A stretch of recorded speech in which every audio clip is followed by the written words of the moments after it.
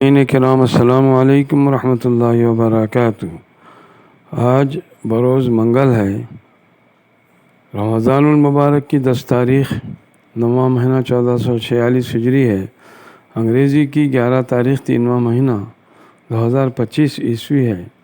قرآن مجید کی ایک آیت کریمہ سورہ کہف کی آیت نمبر 13 کی تلاوت، ترجمہ، تفسیر کی جا رہی ہے، جس کی تفسیر آدھی کل کی باقی رہ گئی ہے۔ اعوذ باللہ من الشیطان الرجیم، بسم اللہ الرحمن الرحیم۔ نحن نقص علیک نبأہم بالحق انہم فتیۃ آمنوا بربہم وزدناہم ہدی۔ ترجمہ: ہم آپ سے ان کا واقعہ بالکل ٹھیک ٹھیک بیان کرتے ہیں۔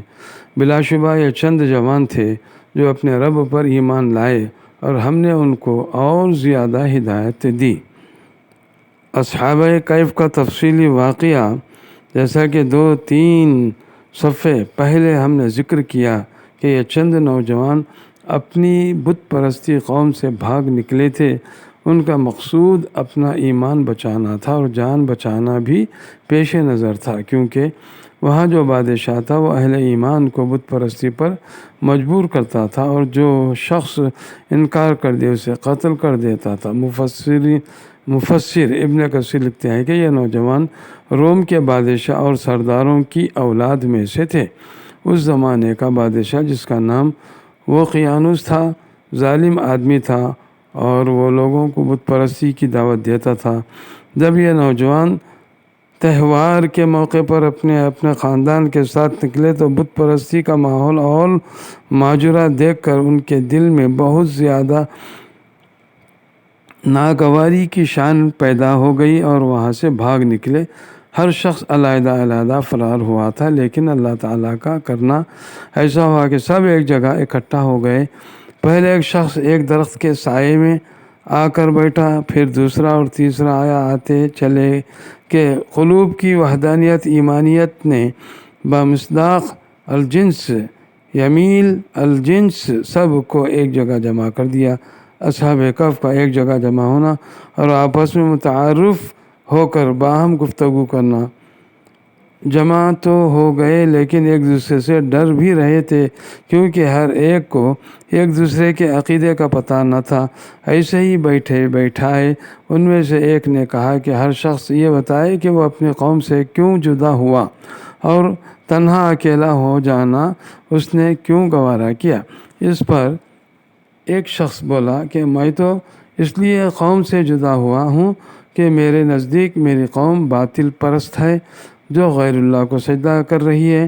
عبادت کا مستحق صرف اللہ تعالیٰ ہی ہے، جس نے آسمانوں کو، زمینوں کو اور جو کچھ ان کے اندر ہے سب کچھ پیدا کیا۔ ایک کے بعد دیگر دوسرے افراد نے بھی یہی جواب دیا۔ اس پر وہ آپس میں سچے ایمانی بھائی اور ایک دوسرے کے ہمدرد بن کے اور انہوں نے مل کر ایک عبادت خانہ تجویز کر لیا جس میں صرف اللہ تعالیٰ کی عبادت کرتے تھے۔ جب ان کی قوم کو صورتحال کا علم ہوا تو بادشاہ کو بات پہنچا دی گئی۔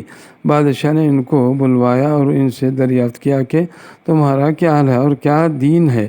اللہ جل شانہ نے ان کے دل کو مضبوط کر دیا اور انہوں نے بغیر کسی ڈر و خوف کے نڈر ہو کر اپنا عقیدہ توحید بیان کر دیا اور بادشاہ کو بھی توحید کی دعوت دی۔ بادشاہ نے ان کی دعوت توحید قبول کرنے سے انکار کر دیا۔ تقریباً قیصر کی سلطنت کے 38ویں سال، یعنی تقریباً 440-5 یا 440-6 عیسوی میں یہ لوگ بیدار ہوئے، جبکہ پوری رومی سلطنت مسیح کی پیروی بن چکی تھی۔ اس حساب سے غار میں ان کے رہنے کی مدت تقریباً 106 سال بنتی ہے۔ بعض مستشرقین نے اس قصے کو قصہ اصحاب کہف کا مترادف ماننے سے اس بنا پر انکار کیا کہ آگے قرآن ان کے قیام غار کی مدت 309 سال بیان کر رہا ہے، لیکن اس کا جواب ہم نے 25 میں دے دیا ہے۔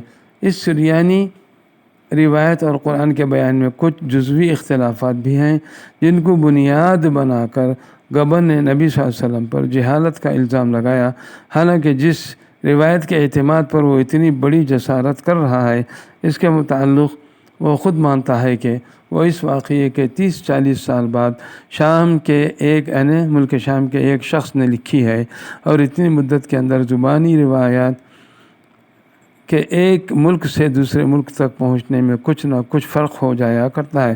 اس طرح کی ایک روایت کے متعلق یہ خیال کرنا ہے کہ وہ حرف بحرف صحیح ہے اور اس سے کسی جز میں اختلاف ہونا لازماً قرآن ہی کی غلطی ہے۔ صرف ان ہڈ دھرم لوگوں کی زیب و زیادتیاں تعصب میں عقل کے معمولی تقاضوں تک کو نظر انداز کر جاتی ہے۔ قصہ اصحاب کہف کے متعلق مزید معلومات ضمیمہ نمبر 1 میں بیان کی گئی ہیں، جو کتاب کے آخر میں درج ہے۔ سورہ کہف یعنی جب وہ سچے دل سے ایمان لے آئے تو اللہ تعالیٰ نے ان کی ہدایت میں اضافہ کیا اور ان کو یہ توفیق بخشی کہ حق و صداقت پر ثابت قدم رہے اور اپنے آپ کو خطرے میں ڈال لینا گوارا کر لیں، مگر باطل کے آگے سر نہ جھکائیں۔ وآخر دعوانا الحمد للہ رب العالمین۔ السلام علیکم ورحمۃ اللہ وبرکاتہ۔